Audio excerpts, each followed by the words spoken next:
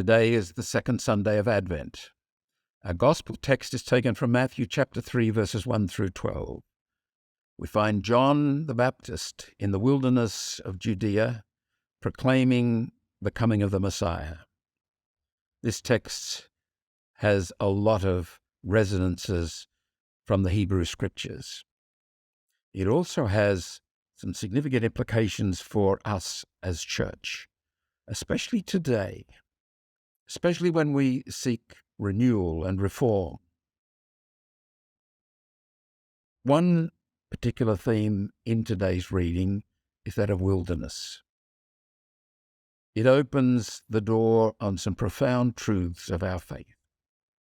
That's what I'd like to focus on in this reflection.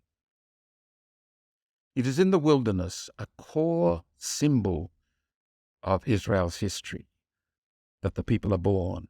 They become a people, God's people. In chapter 13 of Exodus, verse 17, they are led by the wilderness. And significantly, the wilderness is not the shortest way to their redemption, but it's God's way. That's what makes it significant. God is liberating them and taking them by His way. There's a beautiful text here in Exodus chapter 13, verses 20 through 21. It's loaded with mythological references, and as such points to profound truths. They set out from Succoth and camped at Etham, on the edge of the wilderness. The Lord went in front of them in a pillar of cloud by day to lead them along the way, and in a pillar of fire by night to give them light, so that they might travel by day and by night. In the wilderness, God alone has the map. A deep covenantal relationship is forged because of that. They must depend absolutely on God. And this is to remain essential to their identity, their fidelity to who they are becoming, to remain absolutely dependent on God.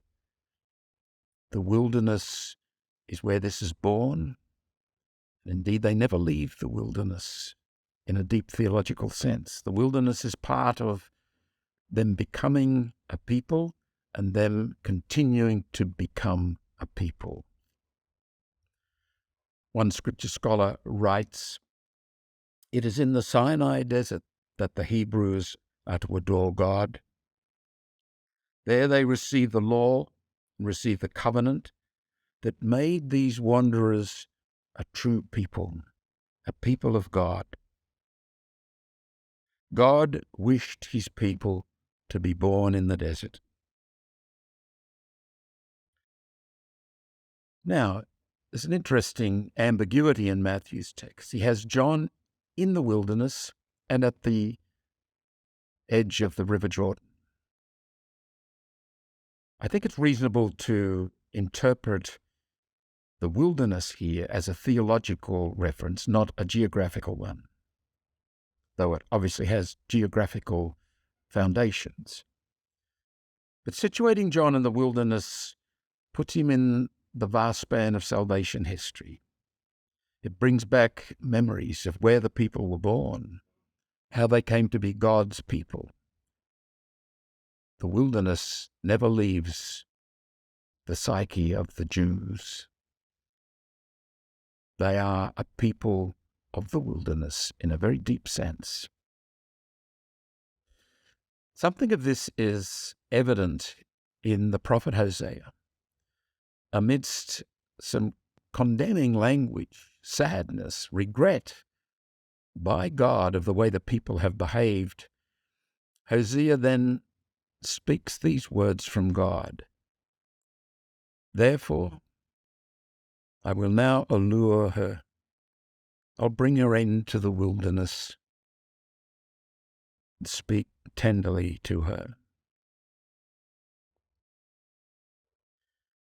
Vatican II's document on the Church, Lumen Gentium, promulgated on November the 21st, 1964,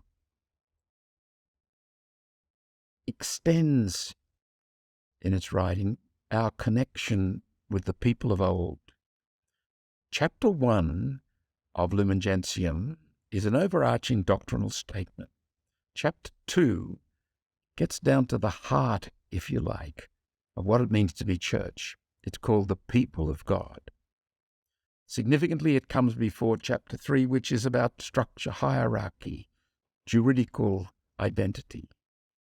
That only makes sense in the light of us being God's people. This marks quite a profound shift in self-understanding for us Catholics. A shift from a very hierarchical, juridical, structural, institutional, organizational understanding of church towards our identity as a people, God's people, linked inextricably with God's people of old. It's the same people. God continues to lead us in the wilderness. The wilderness is always there, part of our psyches, place where we must be absolutely dependent on God. We cannot afford to think we have the map. We do our best. We use our intelligence, our God-given gifts, but we always come back to the foundational truth. We are God's people because God has chosen us, because God has the map, and we need that map. We need to turn to God to know our way. I'll leave you with a question. How does this affect your understanding of church today, and particularly the call to renewal and reform?